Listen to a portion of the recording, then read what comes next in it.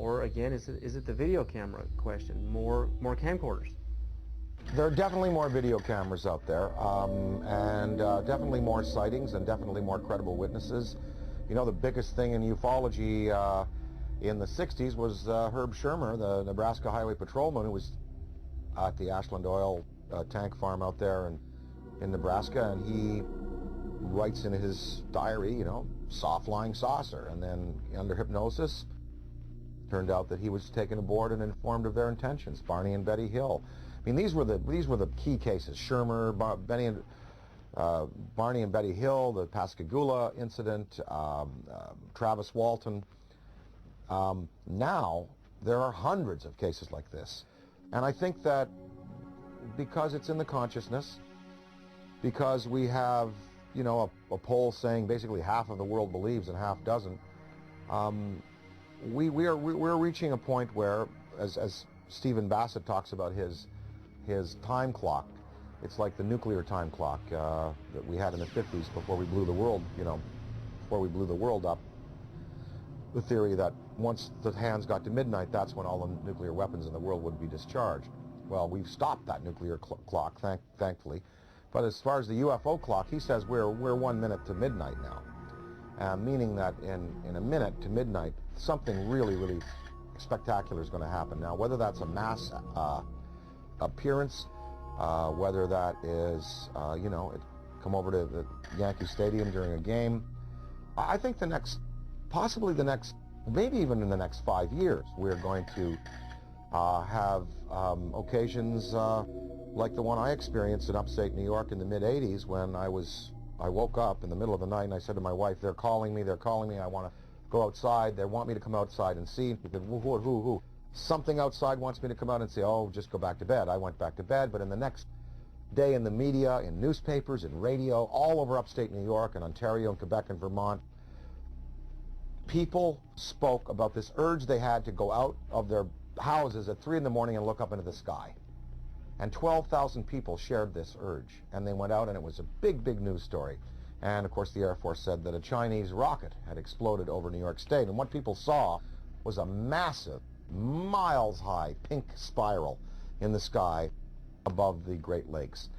In Hull, Quebec, Canada, a few years afterwards, there was a story of several hundred people, almost 1,000 people, in this community, Gatineau, north of Hull, Quebec, Canada, in the Quebec province, sharing this urge to come outside and look up into the sky, and they also saw an apparition. So there are going to be more of these mass sightings, and you know, the day that 1 million people in Idaho at a rock concert or something see it, that is when you're going to really get the conventional military and police sitting down to say, well, it's time to throw the Brookings Institution report out and lay it open to the people and let the people decide, you know, what must be done in conference with our state leaders.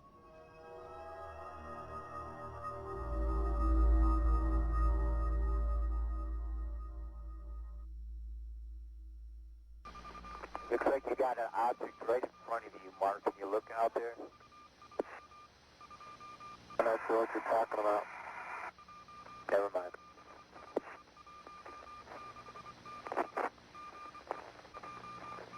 Are we missing something? I don't see anything. Yeah, we think the camera filter came off, Mark.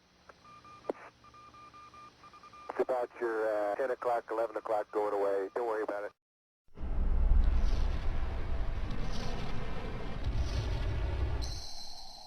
There have been so many celebrities, I mean, like people like David Bowie and John Denver, many people who have been interested in UFOs, but also in the idea of going into space.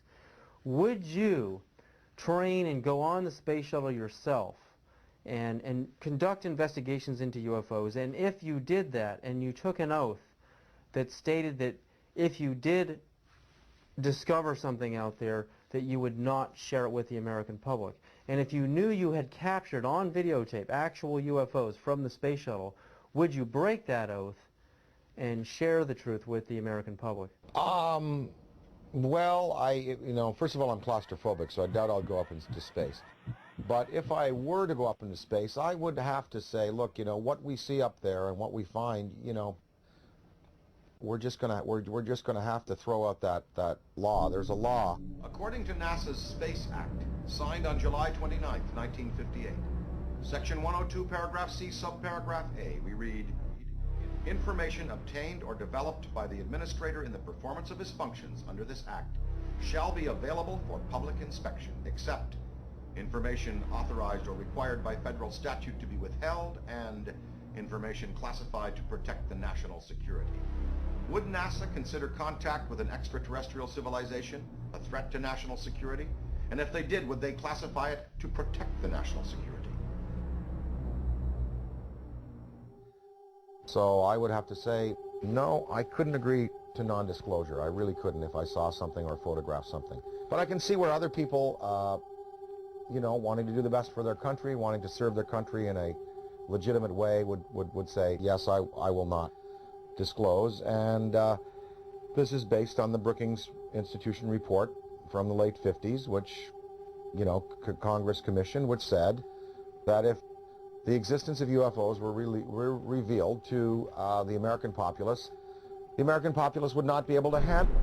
They would defy church authority, police authority, military authority, governmental authority. They wouldn't go to work. They would sort of cast aside the mayors and governors and presidents and go, we want to talk directly to these beings. We feel that these beings should, have their case put to us directly by them themselves. I think the American populace today is ready to handle the concept that what we live in, the 4 dimensions of height, length, width, and time, is not all there is. There are more dimensional realities.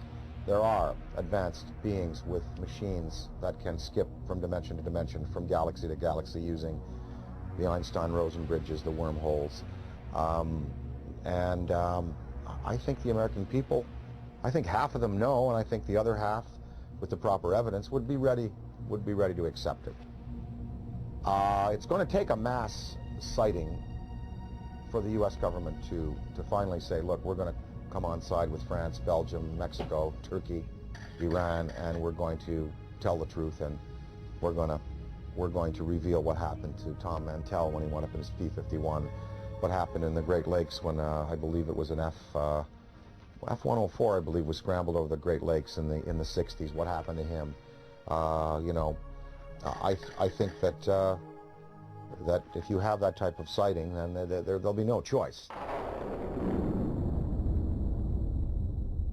Interdimensional travel. I mean, not just traveling through our dimension, but going into alternate dimensions, Dan. Would you, and if you could, a spaceship arrives in your yard, and you've got the barbecue out, and there's the steak on the grill, and they want you right now to come with them and go into another dimension, and to move forward and backwards on the timeline, to go forward in time and backward in time. If you could move forward and backward in time, are there any events in human history that you would interfere with, that you would change to alter the destiny and the course of humanity? Well, I wouldn't want to go back in time and change anything, because that would be a tampering that I wouldn't serve mankind well. Although there are many horrors, of course. Wouldn't you have loved to have caught Hitler as a 15-year-old and have him drown in a river? Because then we could have solved the Holocaust problem, and then World War II may not have. Well, look, there were 2 guys. There was Otto Dinkel. You ever heard of him? Well, he was an orator hired by the German army, just like Hitler was, to speak. If Hitler died, maybe Otto Dinkel would have been the guy that would have gone on with this rabid anti-Semitism and wiped out 9 million people. Of course one thinks of those things, but you don't want to go back in time and play with events, because where we've come to today and the improvements we've made in human rights and in regarding ourselves as sacred, they've come because of the bad things that have happened. Now, if I went into the future, I would want to see where this planet is 300 years from now. Did we make it?